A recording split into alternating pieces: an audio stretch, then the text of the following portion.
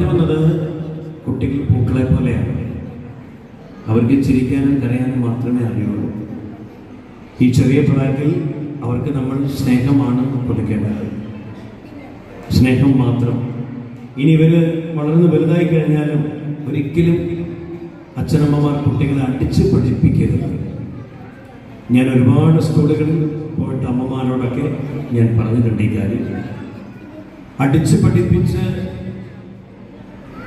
ദിശ തെറ്റിപ്പോയ ഒരുപാട് കുട്ടികൾ എൻ്റെ അറിവിലുണ്ട്. ഞാൻ ഒരുപാട് കുട്ടികൾക്ക് കൗൺസിലിംഗ് കൊടുക്കാൻ പോയിട്ടുണ്ട്. സ്നേഹമാണ് അഖിലസാരം മൊഴി. സ്നേഹം കൊണ്ടേ നമുക്ക് എന്തും ചെയ്യാൻ സാധിക്കുള്ളൂ. ചില അമ്മമാർക്ക് കൗൺസിലിംഗ് കൊടുക്കുമ്പോൾ എന്തിനാണ് മോനെ അടിക്കുന്നതെന്ന് ചോദിക്കുമ്പോൾ ചില അമ്മമാർ പറഞ്ഞൊരു കാര്യം, ഞാൻ മൂപ്പരോടുള്ള ദേഷ്യമൊക്കെ തീർക്കാൻ വേണ്ടിയെടുത്താണ്. മൂപ്പരോടുള്ള ദേഷ്യം തീർക്കാനുള്ള ഒരു യന്ത്രമാണോ കുട്ടി?